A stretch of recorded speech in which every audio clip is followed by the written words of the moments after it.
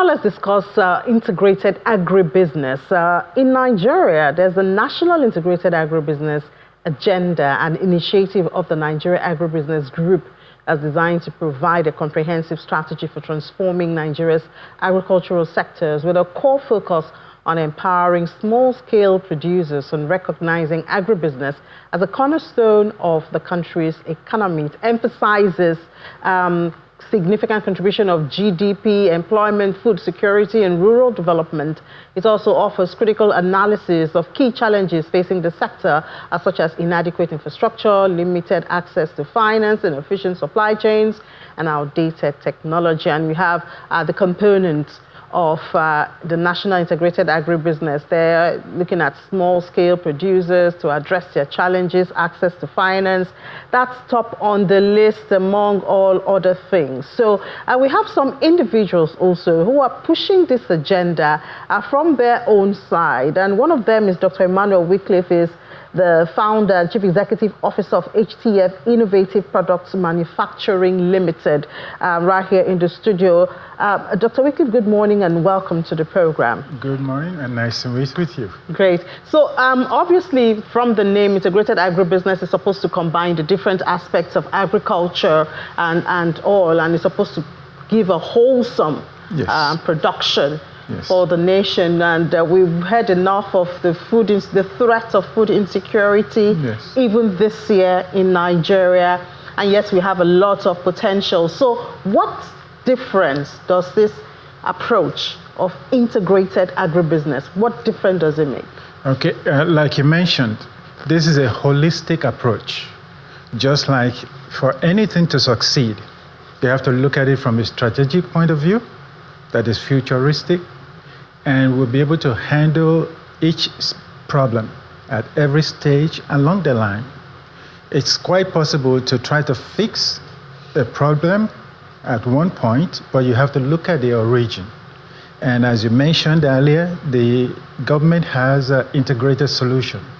We take it a step backward and forward. Okay. So we're looking at this, just like I mentioned initially, a holistic approach. And earlier on, I'm a fan of the channel news. And I was watching most of the eminent individual that has been on the show. Earlier, just before I came in, there's a mention of agriculture and manufacturing, which is what we do. This project combines everything together that irrelevant of what is happening in the market.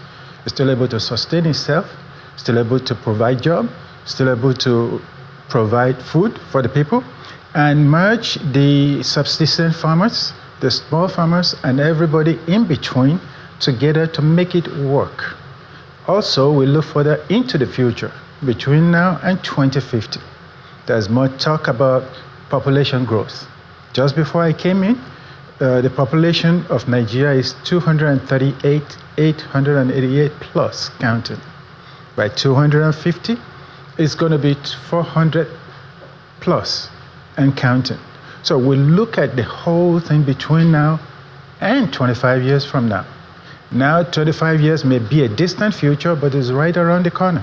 But doesn't the advantages of specialization and the threat of jack of all trades, master of none, doesn't it come into play here? No, not at all. Because it addresses a specific solution to a specific area that is plaguing Nigeria for some time now. We specifically look at, this is what is called Blue Ocean Strategy. We'll solve a problem that affects everything else in between. Could you give us an example to help us understand it better? For example, you have the cattle herders and the farmers' problem. That is there, is not going to go away. The solution to that is what we are providing. That because since I've been in country, since August, I've gone across northern states and some southeastern state and south state.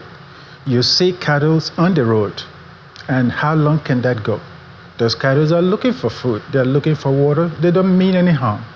That is what we are addressing. If we're able to address that and contain it, And every cattle owner and farmers will benefit from us because we include them. Tell us how this approach will solve that problem. Okay, it will take the cattle off the road in the first place, because those cattle herders, they are driving towards the market. We buy it from them. So, and then we encourage them to bring us more of their cows to buy. The owner of the cattle itself is an individual or maybe some corporation that wants to get paid. When those cattle leave from their point of origin, by the time they get to the market, they are much more skinnier than they were before.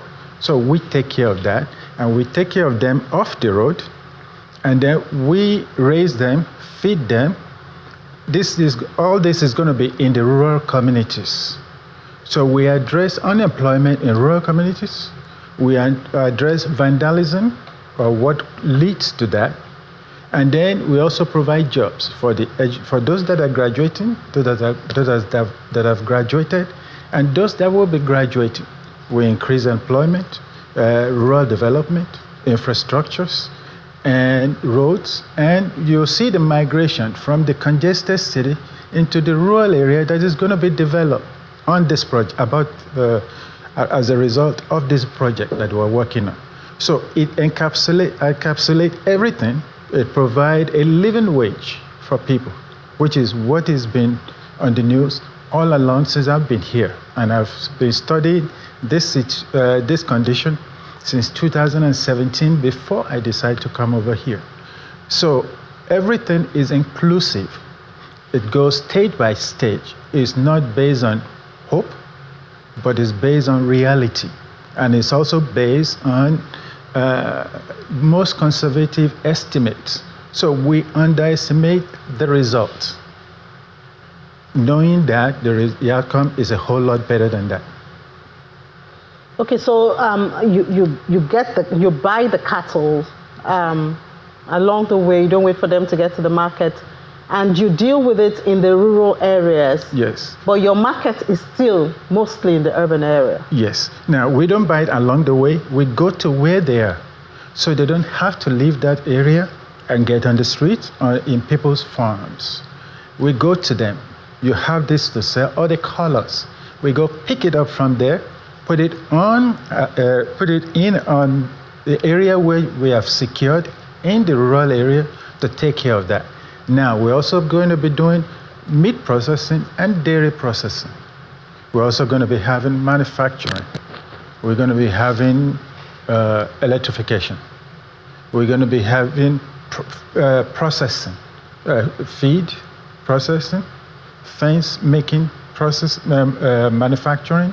That's the reason why you see A&M in our company name, and agriculture and manufacturing. So that, because when you bring the cattle to a place, I've raised cattle now for about 21 years in Texas. So I have an idea, and I work with the USDA for about 7 years. So I was livestock engineering design.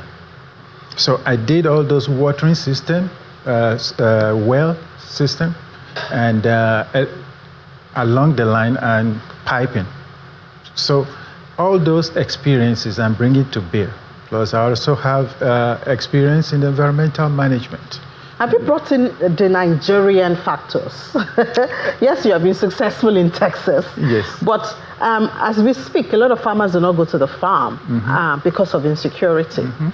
You talk about how you're going to get it done in the rural. There's electricity, storage facility, preservation. And even when you have done all of that, you still have to get it back to your market, because that's where you're going to make your money from. Yes. The infrastructure, the logistics involved, have you captured those in your plan? Everything is in our plan, even up to when it gets to the market.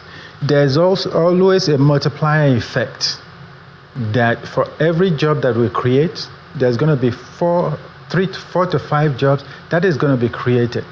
And because we're trying to create wealth, we don't want to do everything. We want to give entrepreneurs, small business people, opportunities to grow out of us, so that they will be able to get loan, which is something that is mentioned all across the line since I've been here, that is difficult for small business people to get a loan.